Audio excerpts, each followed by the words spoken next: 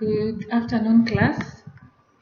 I'm Madam Agnes, and today we are going to look at international trade. So we are going to look at definition of the term international trade. We'll also get to know about the importance of international trade, advantages and disadvantages, and also the barriers of international trade. So I'm going to start with the definition, and I will request one of us to read for us. I'll call upon Adan to get us through the definition. Thank you, Mwalimu. International trade refers to the exchange of goods, services, and capital between countries. It is the economic activity that allows nations to buy and sell products and services across their borders.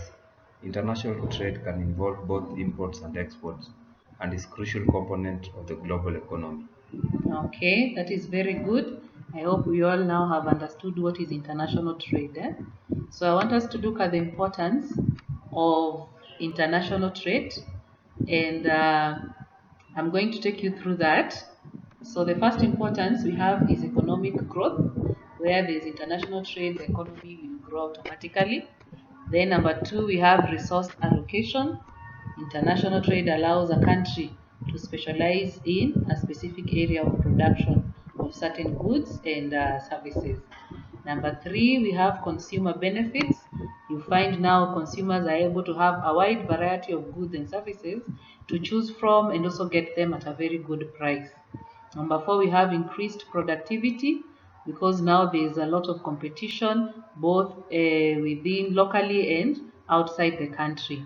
And at the end of the day, the customers benefit and productivity also goes up. The other importance is technological transfer, where locally we are able even to get a new technology from outside countries and are able to do many more things. We have foreign exchange earnings that our local government will be able to earn when there is international trade. And then we have access to scarce resources, and lastly, cultural exchange. From there, I want Michael to take us through the advantages of international trade. Thank you, Mwalimu, for this opportunity. Some of the advantages are increased competition. There's a lot of competition both domestically and internationally. There is diversification of markets. There's a lot of markets both locally and outside the country. Access to resources from local producers to international suppliers. There's foreign investment. You can invest in any country. There's job creation to the locals and to the international communities as well. There's cultural exchange between diverse communities, and there is reduced trade barriers. Wonderful, that is very good.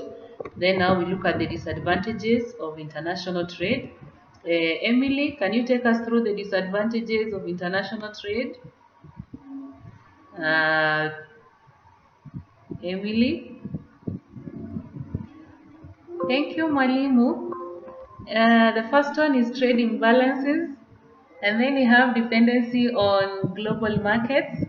You also have loss of domestic industries, cultural harmonization, increased competition, adverse impact, currency fluctuations, and trade barriers. Okay, thank you very much, Emily. And now the last part that you're supposed to look at is the barriers of international trade.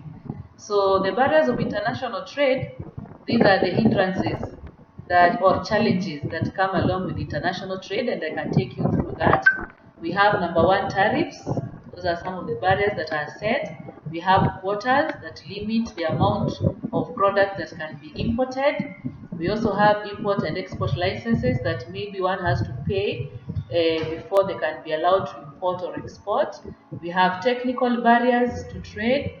We have customs and administrative procedures that sometimes can be very cumbersome.